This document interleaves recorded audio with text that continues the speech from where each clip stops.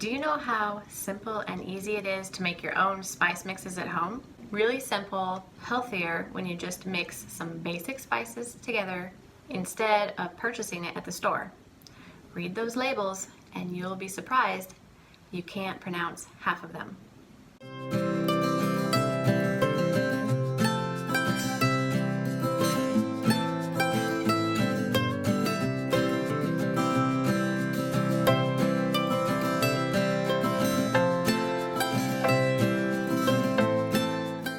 Hi, I'm Amy from Our Amiable Farmhouse, and today I'm going to show you how I make 5 basic simple spice mixes at home. These 5 pantry basics are essential in my kitchen for spicing up and seasoning all our homemade meals. And it's really quite simple. I mean, you're just throwing some spices together, whether it's Mexican themed, Italian themed, something that you want to flavor up your meatloaf or roast chicken with, or a grill seasoning. I mean, instead of buying it at the store, you know, if you read those labels, there's not some good stuff in there. There's a lot of preservatives in it. There's possibly MSG and anti-caking agents.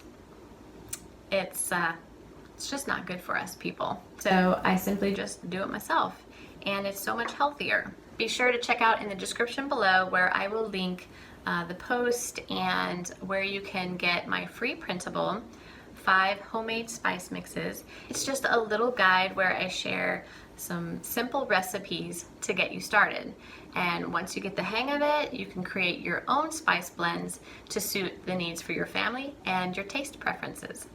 Today, I'm just briefly going to go over one of those recipes. I'm going to make an Italian seasoning blend because I'm out, and so I'm just going to simply whip that up. Okay, so I'm going to make some Italian spice mix. I use this a lot in spaghetti, anything Italian inspired, a pasta dish, whatever I am feeling. First ingredient on the list is parsley, dried parsley, and I do not have that. I do have a little bit of celery stalk, dried celery stalk, so I'm going to use that today instead. The beauty of making your own at home is, you know, if you just don't have what you need, then just use something else that sounds like it would go well. Celery always goes well with everything, right? So about 2 tablespoons of that, 2 tablespoons dried basil, and I have these little jars linked in the post, and then down in the description below you can find that. These are nice and handy, airtight. I love them. And then I just love to use my little Sharpie paint pen, and you can write right onto the glass. I write on all my mason jars and these little containers in that way so that I know what is in my jar. So we need 2 tablespoons dried basil, 4 teaspoons oregano, so that's basically 1 tablespoon and a teaspoon.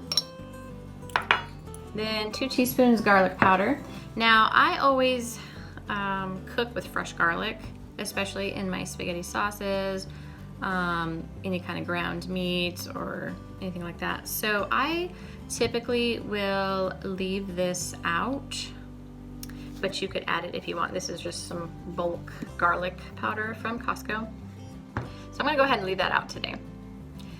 Half a teaspoon of rosemary. Now, also, I don't have rosemary because I have a rosemary tree outside, well, a bush, and so I just typically will clip off some fresh and throw it into my sauce. But if I had that on hand, some dried, I would throw that in there. Next is thyme. Half a teaspoon of thyme. Just kind of roughly throw that in there.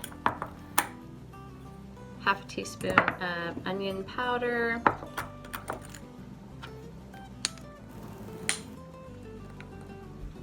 Quarter teaspoon of red pepper flakes. I bought this, you know, huge thing of red pepper flakes from Costco years ago. And we don't like a lot of spice in the family, so we don't go through it very quickly. It's mainly the kids, right, that they don't like it. Then you can add salt and pepper to this if you'd like.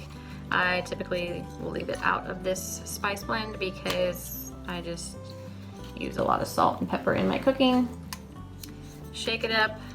Now this spice blend will fit in one of these jars, the ratios that I have printed up for you.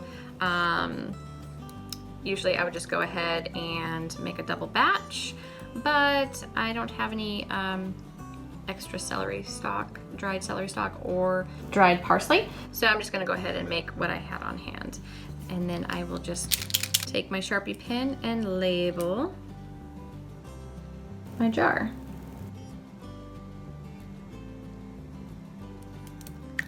Italian. Just like that. And I'm just reusing this spice jar that I got years ago from Trader Joe's. It was an herb de Provence. Herb de Provence. I'm not French. As an American, I would read that Herbes de Provence. But you Frenchies and Canadians could help me out on the pronunciation. Simple. Easy peasy. All right, grill season is fast approaching, so I'm gonna mix up some beef grill mate. It's kind of like a copycat of that McCormick's Grill Mates. So I am just going to use my little jar. I've labeled grill, and we're gonna start with 2.5 tablespoons of dry onion flakes, 1.5 tablespoons of garlic powder, 2 teaspoons salt,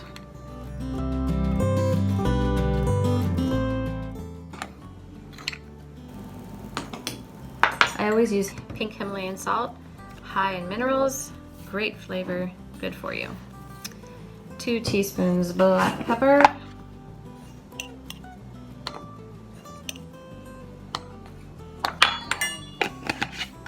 and 2 teaspoons paprika. Now, I have this smoked paprika that I've had, a few years now, but it is so good.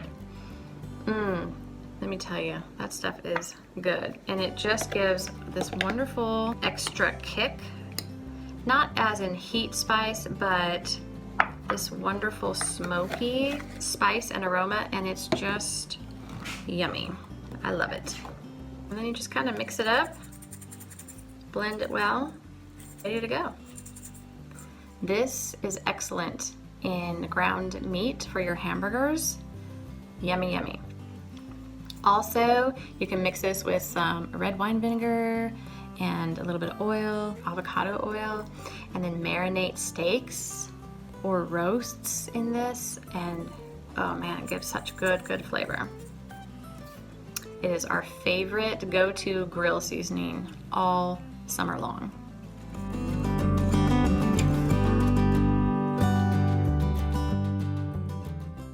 I'm so glad you joined me today for this simple tutorial on how to make a few spice blends yourself and to help get you going on your pantry basics, replacing some of those conventional store-bought items for something that you make yourself, and it's healthier and healthier on your budget.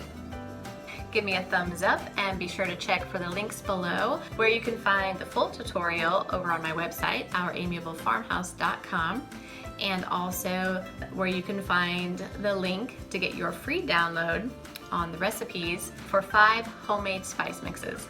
I've made some simple recipe cards that are easy to print out so you can keep on hand for when you run out of your spice mixes and you've got the measurements and ratios right there to mix up another batch.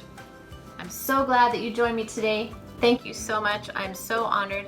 If you haven't already, please hit that subscribe button and bell to be notified each week a new video goes live.